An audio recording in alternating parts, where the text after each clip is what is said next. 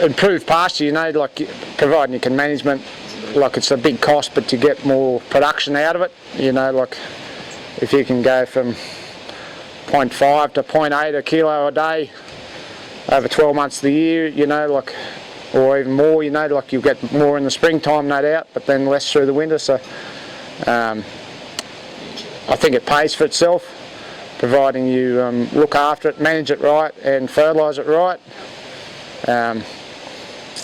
We've gone with the fescue and the brome grass and the flowers for their persistence, pretty much. You know, like it's a good, good production, good grass that seems to persist fairly well in the dry years, you know, as well as the wet ones.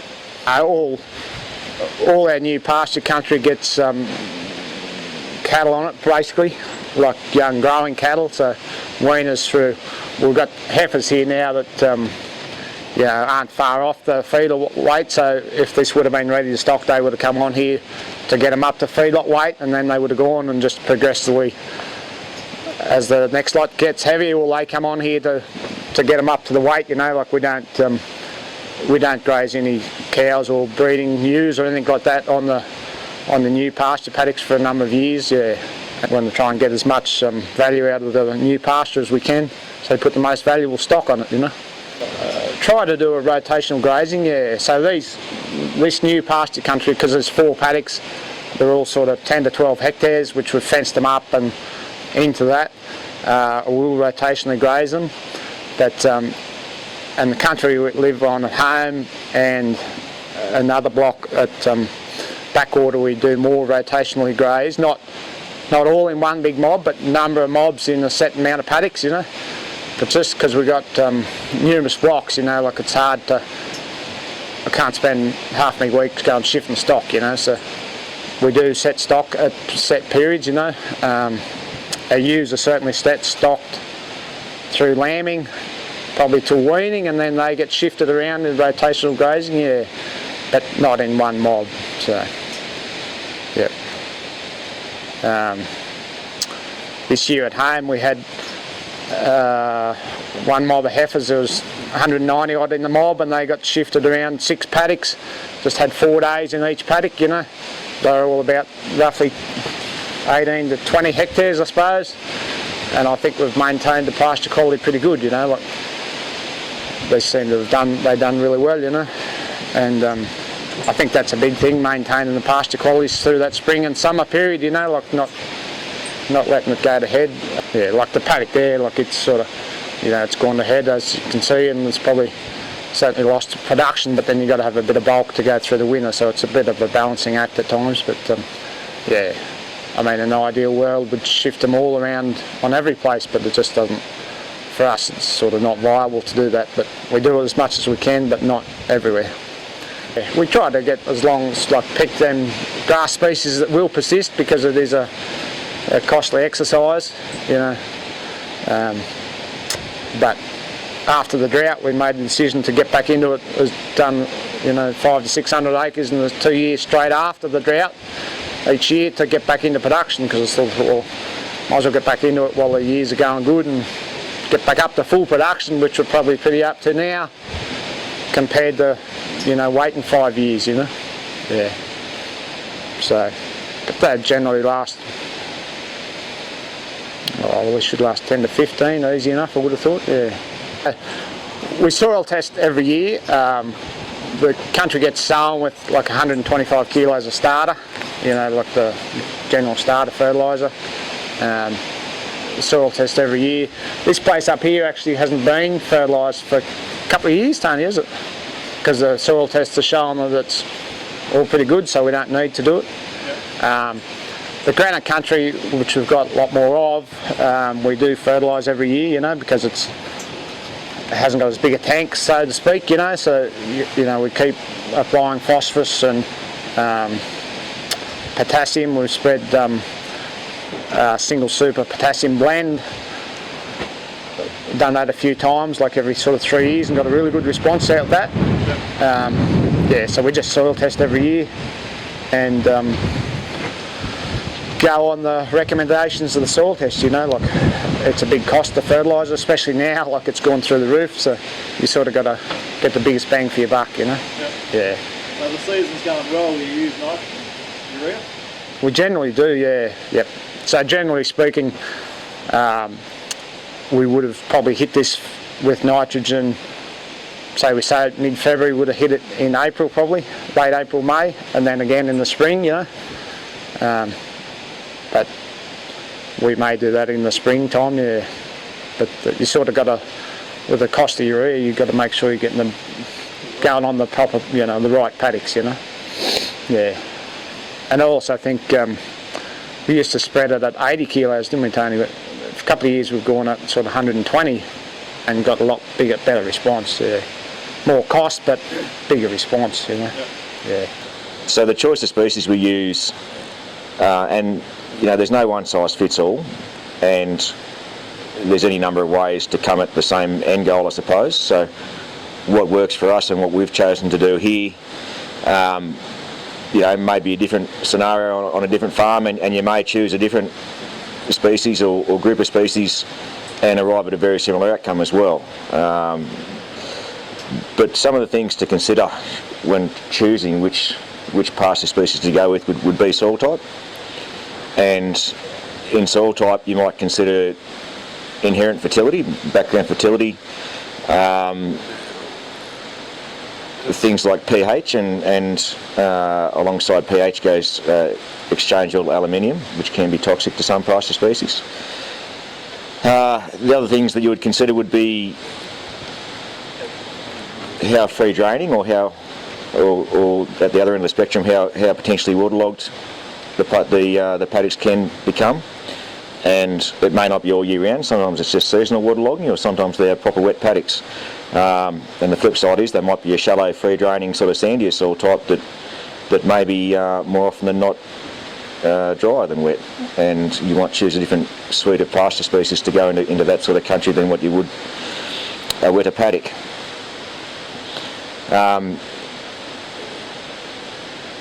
Anthony and Mara have had a great success over the years across the range of soil types that they have on their farms with the fescue-based pasture.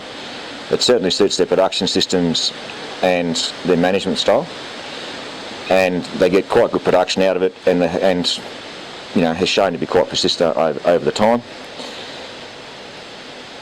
Within species, there's also quite a bit of range between cultivars. I was just looking at some work the other day that I cleaning my office out, and I pulled up an old paper from 2014 from Song and others based out of Wagga, and they'd done some aluminium tolerance work looking at pastures for acid soils, and I mean it's quite widely or generally accepted that cocksfoots as a group are possibly the standouts for aluminium tolerance, but it was interesting, within that work they tested 20 different grasses for aluminium tolerance, and the number one grass, the number one ranked grass was a fescue.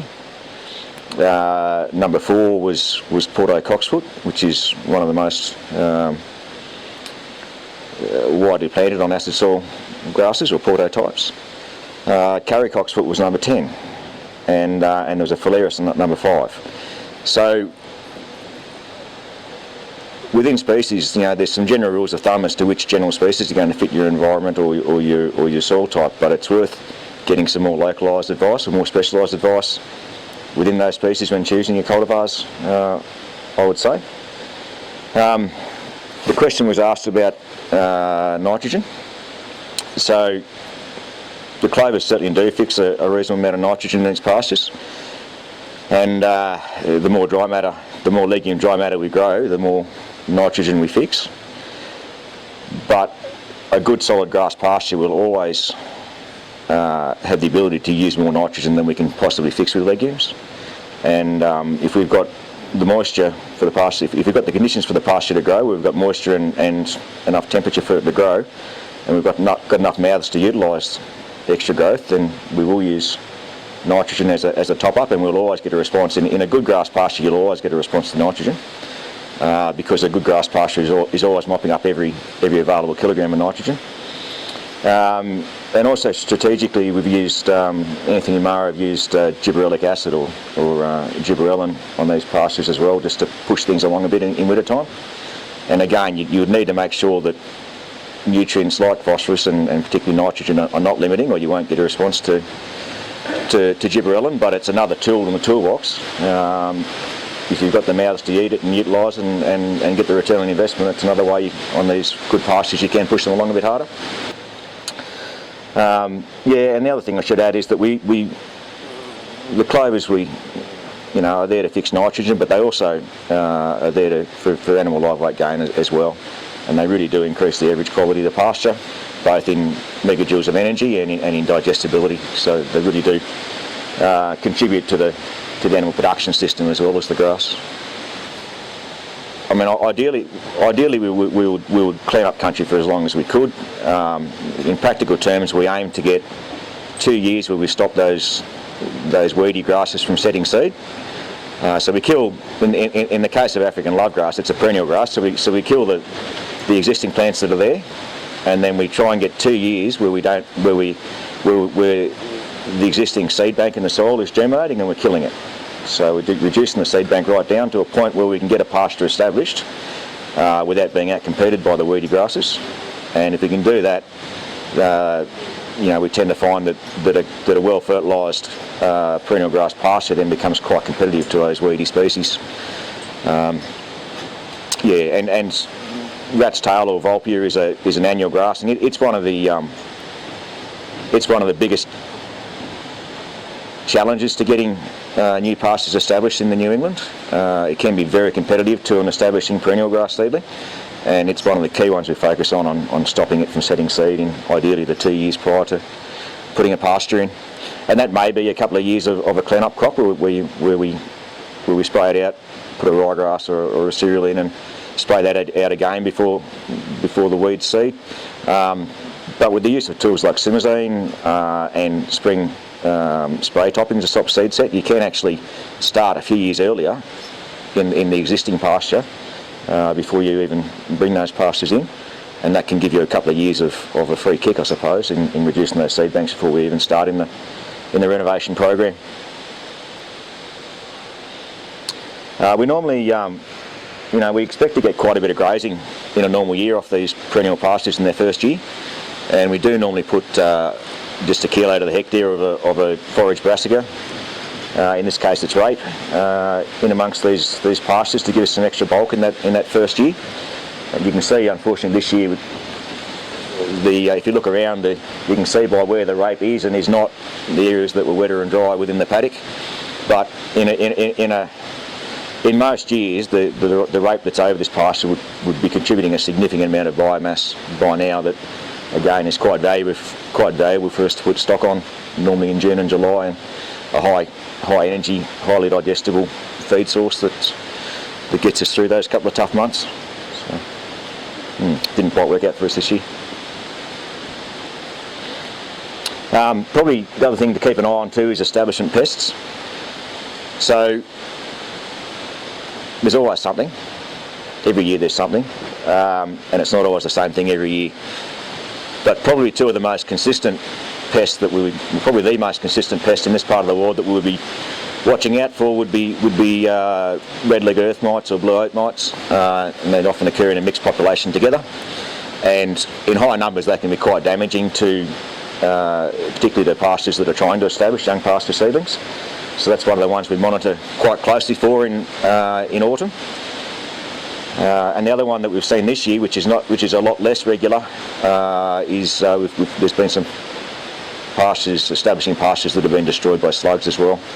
And in previous years it's been leafhoppers, springtails, which are a very rare pest but have caused us grief in previous years. There's rutherglen bugs, there's any number of things, and it just comes down to monitoring, being on your hands and knees in your paddocks through that critical first couple of months fairly regularly, and just keeping an eye out for if they look off or if something's been feeding on them or you just don't think they're growing.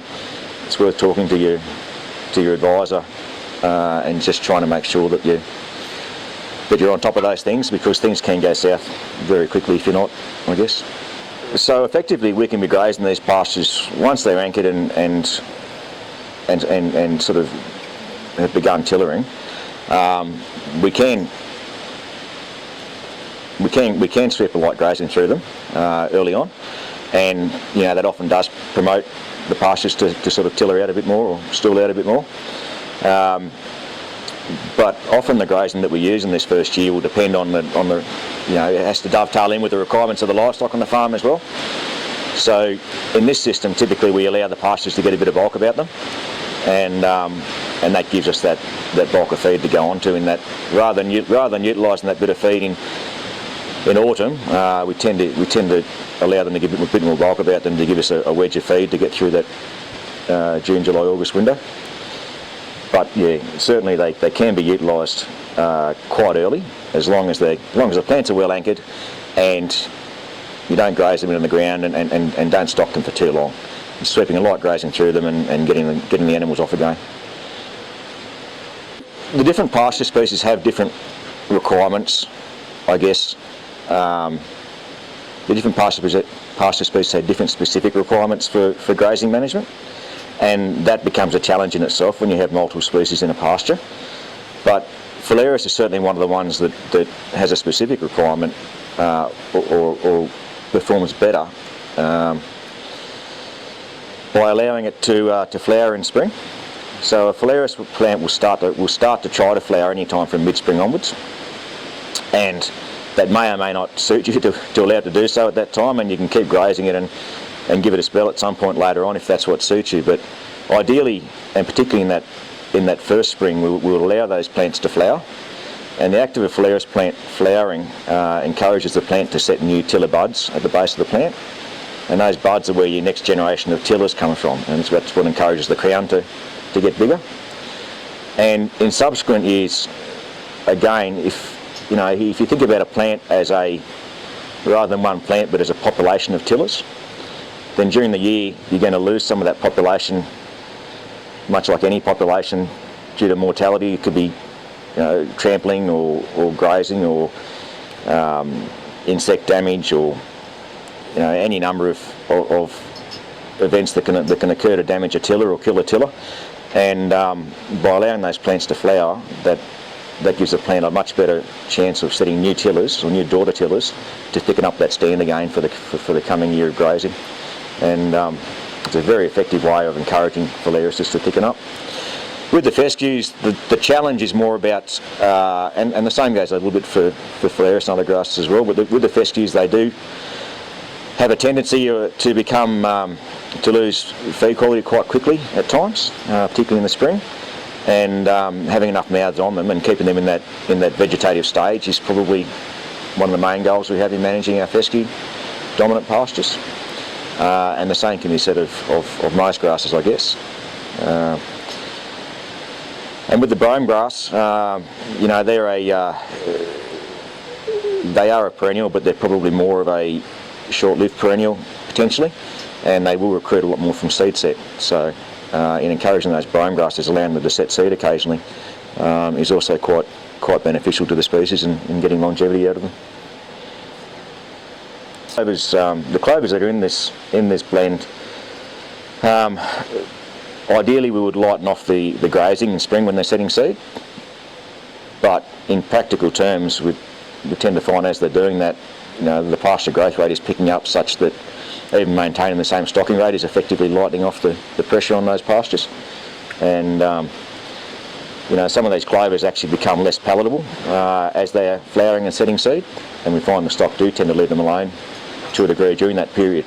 And even though some of them are aerial seeding, we do seem to find that they will still manage to flower and set seed and persist quite well,